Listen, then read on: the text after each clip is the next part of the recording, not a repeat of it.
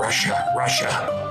Russia, Russia, Russia. Russia, Russia, Russia. It's got to be biblical. Russia is in the news. Mm-hmm. And this is from Newsweek. You don't say. And the headline here is Russia in holy war in Ukraine against Satanic West LGBT. Woo! Commander. Yeah. Written by Jason Lemon. When you have lemons. Okay.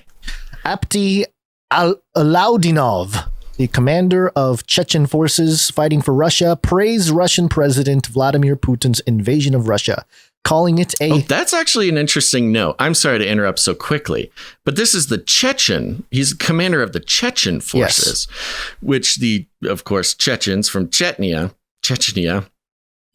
was, a former Russian sort of annexation project, was it not? I think so, yeah. So this isn't even like a direct from Russia thing. Right. This is one of the buyers in, I guess. Right. So they're kind of the blueprint of what you can be, Ukraine, if you follow us.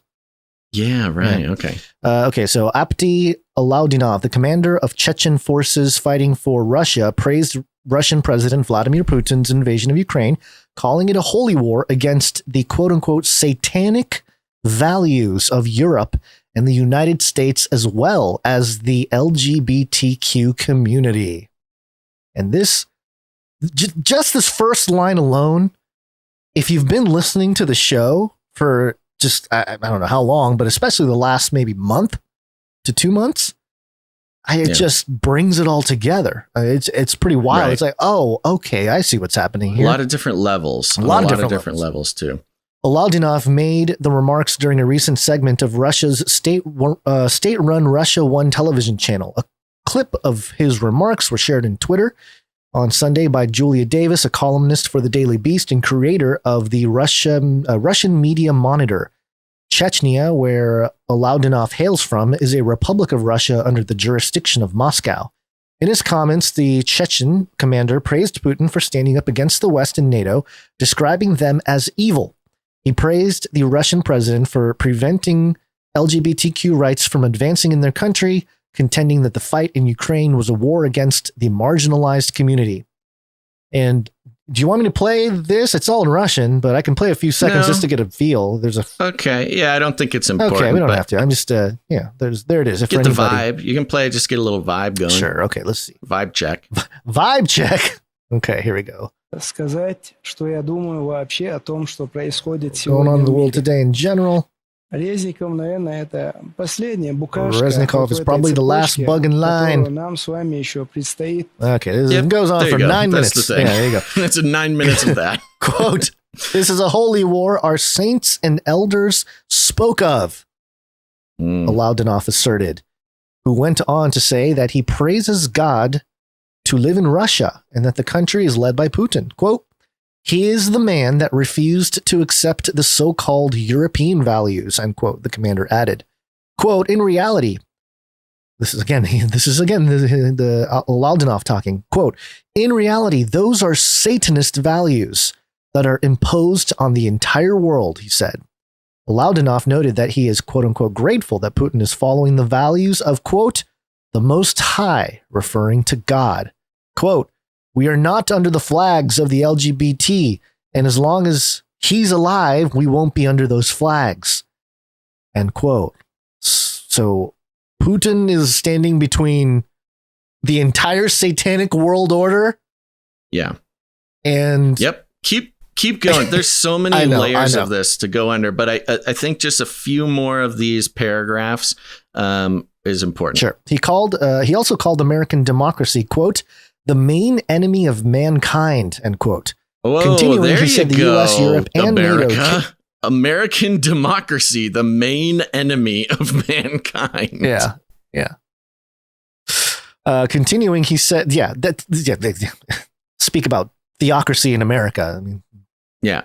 Continuing, he said the U.S., Europe, and NATO carry with them, quote, everything that is satanic, and that they are, quote, the army of the Antichrist. I didn't see that coming, did you? Woo! The Chechen commander described his forces fighting with Russia against Ukraine as, quote, the army of Jesus. Mm-hmm. He praised Putin for doing, quote, what the Islamic countries should have done by fighting back against the U.S. and NATO. Putin launched the full-scale invasion of Ukraine nearly 5 months ago on February 24th. The Russian leader and other Moscow officials bizarrely claimed that Kiev is led by Nazis in a bid to justify their unprovoked We know the rest. Then it goes into a bit of an analysis, talks about Zelensky's Jewish heritage and tries to, do the thing. So we have now this is a Chechen commander, but, very, very allied with Russia, huge fan of Putin, huge fan of Russia. Coming, and this is playing all over the place. This is a big deal that is being spread, of course, not only in those regions, but here we are in the U.S. on Newsweek.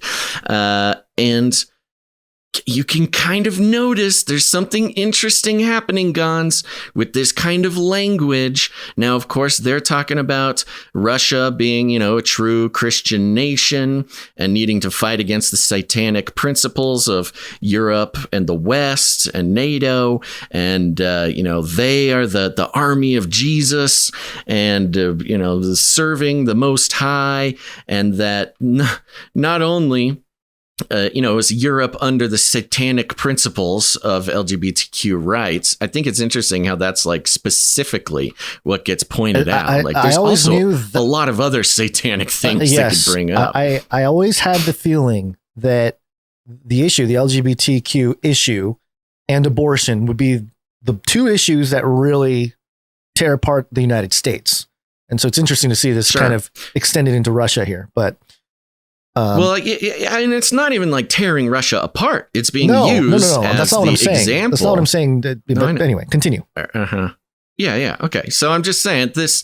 Now, you compare that to the Christian nationalism, the messaging that we've been coming across recently, not just from the sort of anti-Christian nationalists over at Vice and such, but also coming straight from some of the Christian organizations like the Watchman's Creed and the Dutch Sheets Conference and how that's being used.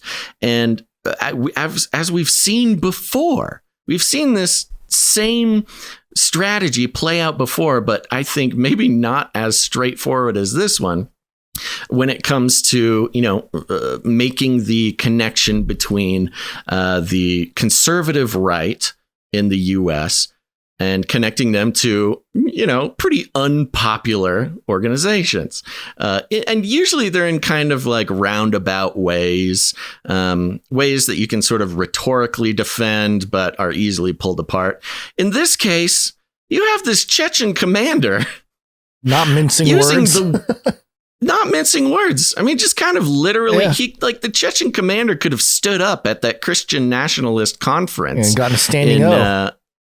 Gotten a standing ovation talking about, we got to take back our country, our satanic country, and the army of the Antichrist is who we're fighting against, and we're the army of Jesus. And this is perfectly being presented in mainstream media across the world, including here in the U.S., to once again, not only should we be afraid of Christian nationalists for just who they are individually, but who they resemble, which is Russian, commanders who are invading Ukraine and ruining the world. So now you can basically just say that Republicans are Putin, allies or something. Right. And the reason why I went with the vertical war psyop for the title of this episode here is because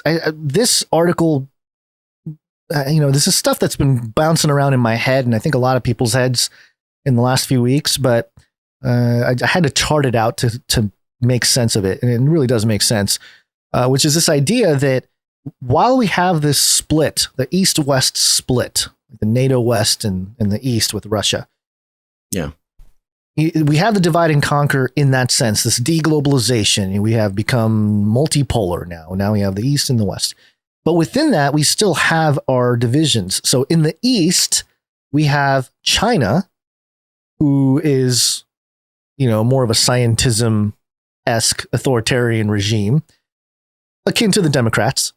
And then you have Russia, who are the theocracy, more akin to the Republicans. So even and it's kind of across the board. It's like it's both politically and ideologically and religiously. Right. It's all intertwined. And then in the West, you've got the communist, secularist, Chinese, right, which of course is a direct line to, or you can make a direct comparison to like the far left in the United States. Yeah. And then you've got the super conservative, theocratic, right, holy war state of Russia, right, which they're trying to connect to the Republicans. Which is in the West here, we have the Democrats, the liberal progressives aligned with China, the scientism and all that. And then you have the Republicans, the Christian nationalists aligned with Russia. There you go. You have your theocracy. So amidst this East-West split, the divide and conquer there, you have this ideological split that where both East and West have that tension between a sort of theocracy and a scientism. So this is very interesting to watch, because the divide and conquer, it's almost like it's blowing everything up, to rebuild later. So just some what interesting I think is funny though. Yeah. You consider, you've got the communist secularist China and the theocratic, fascism of Russia. And look, they're getting along. They're best friends. They're working together to take down America in the West. If you have a common enemy. America, we could use them as an example. We can work together, left and right together to defeat our enemies. That's, I think, the tipping point. It's really inspiring if you think about it. The tipping point in the U.S. is that the enemy has superseded an outside force, and it has become, as one from within.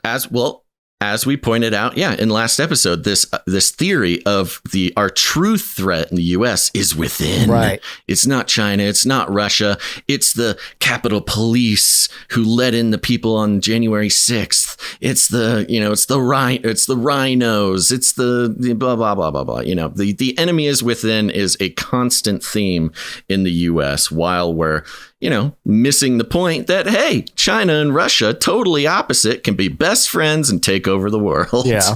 So RT also had this article, LGBT propaganda faces complete ban in Russia. Again, if you're living in a blue state in America, and you have, and you're a conservative, and maybe you're a Republican, Russia's not sounding too bad right now. You got LGBT propaganda banned. Yeah. This was an article I had in our sort of do someday list for a very long time, and we're not going to do it. But it was how wokeism is Putin's secret weapon, and how Putin, let me see if I can pull it up real quick. It's all about how Putin, who is not woke at all, is like full on anti-woke type of fella, is used as a weapon by Putin to destabilize. And it certainly is working. Yeah. And it also talks about Xi and Putin and Iran and Kim Jong-un.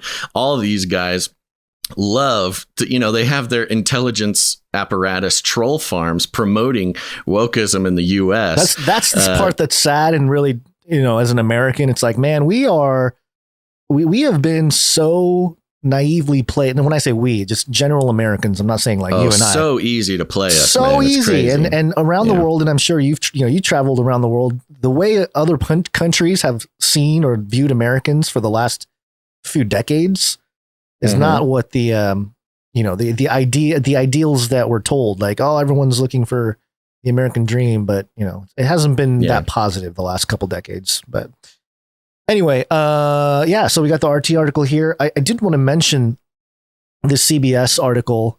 The headline here is Iran's supreme leader lauds Putin for starting Ukraine war and says if he hadn't, dangerous NATO would have. So we're really starting to see the teams form here. And now this whole anti-Saudi Arabia thing and the Trump thing that we saw in the last few days, that's starting to make sense too. It's all part of the crazy theocratic Russian regime here. Yeah. Well, and even the Chechen commander praising the Islamic nation. Saying right. Yeah. They're praising each other. Yeah. No, this is truly the theocracy beyond the one world religious kind of theocracy, right? The three monotheistic faiths coming together. Although there is one nation that has been kind of quiet in all of this, which is Israel. But anyway, the article here says Tehran, Iran's supreme leader offered his staunch support Tuesday to Russian President Vladimir Putin for his country's war in Ukraine. Ayatollah Ali Khamenei demonized the U.S.-led NATO alliance and said the West was really working to prevent the growth of an independent and strong Russia. Again, CBS News using the word demonized. It's just subtle, not as explicit as the Newsweek article with the Chechen guy, but still, the report published on the Supreme Leader's website said Khamenei had told Putin that if Khomeini, is that how you say it? Khomeini? Yeah, Khomeini had told Putin that if he hadn't sent troops to Ukraine, Russia would have faced an attack from NATO instead. The claim almost precisely echoed the defense for the invasion offered by Putin himself. And it goes on and on and on here. And I actually had a series of articles here that I know we said we wouldn't have necessarily time to do. And we were correct. Well, we are 10 minutes behind, and cutting those would put us back on time. Right. But let me just touch on them because I think what they're trying to do, and this is just a theory here, but I think they're trying to set up Putin, and this is not a wild theory, by the way. I think they're trying to set up Putin as a scapegoat for the nuke, or a nuke, or some kind of nuclear conflict. Of course. And I say that because of all the nuclear warning signs that we've been seeing in New York and, all that kind of stuff. But also, there's been a few articles here. There's the whole Putin arm thing that we're skipping here for a moment. This Daily Mail headline here: Russia should nuke England, but not harm Scotland or Wales, and leave North Ireland to unite with Ireland. Quote, at Biden's demand, say Putin propagandists. Yeah. So now we're starting to hear Putin propagandists, suggest very strategic nuking, which is like, that is very strategic nuking. It's like, well, all right. And then of course you have RT here. US and UK want, quote, real war between Russia and EU. Lavrov. And that's, let's see, Russian Foreign Minister Sergei Lavrov said on Wednesday that the US and UK want to escalate the Russia-Ukraine conflict into a larger confrontation between Moscow and the members of the European Union. So, all the talks are being had to sort of warn everybody of like, oh, hey, more violence on the horizon. And I'm just concerned that they're really trying to, because what would be the ultimate icing on the cake for the reset, to really accelerate the Great Reset, is a nuke. Because everything would stop for a couple days or a few days around the world, even in areas that weren't affected by the actual explosion. Doesn't matter. Everything would stop. No, yeah. Again, if you're not if you haven't been tracking, looking at, in some cases, accurately predicting, paying attention to the things that they don't want you to pay attention to, you might think, oh, the idea that a nuke, that's silly. Nobody would actually do that. He's not that crazy. These things seem impossible. Right. Until it happens. And it's all part of the complacency that the U.S. and its population has sort of been lulled into over the past 50 years. And there's a number of things, the economic complacency, when it comes to globalization and our supply chains and our fiat currency and all these things. I think there was some complacency when it came to cryptocurrencies, and there was lots of threats to pay attention to there, but the general idea was like, a crypto apocalypse would never happen. And more or less it kind of did, and it doesn't seem to be getting any better anytime soon. Not even, that's not to mention coronavirus and a pandemic. And, people in our sort of milieu have been talking about exactly what happened with the COVID pandemic for 12 years, Mm-hmm. 10 to 12 years at least. That, I mean, and more and beyond, but just in our sort of timeline, our careers, that was the exact breakdown of the COVID pandemic has been, theorized about. But it was always like, yeah, but that's kind of, that's a lot, man. That's just kind of a lot. I don't think it'll, it's fun to think about and things line up, but that could never happen. And I can see the same thing happening with the nukes right now. Yeah.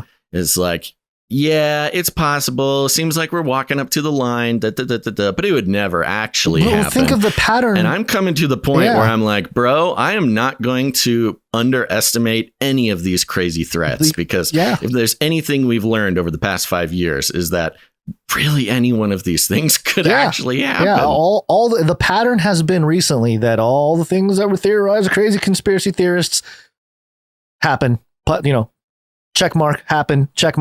So this wouldn't be any different, I don't think. And again, there are some people that think, oh, nukes aren't real. Doesn't matter. Really doesn't matter. Because all they need is not even really the point. They need a big boom is all they need. And some infrastructure destroyed, some people die, whatever. That's all they need. And you put it all in the context of the Great Reset. Yeah. Every single one of these things are required to fully pull off the Great Reset. And so you think, do they have it in them to do what it takes? That's the question. And we skipped the part about Putin's, is he sick? Is his arm, something wrong with his arm? All of that, I think, plays into, he's got the, finger on the nuke button, and he can't control his arm. He pressed it. Yeah. Everyone has to destroy Putin. Shaky. He accidentally did it. He dropped his coffee mug on the big red button. So the point is that it's all wars. Well, plus the guy who carried the nuclear football for Putin got assassinated like 2 weeks ago. That's right.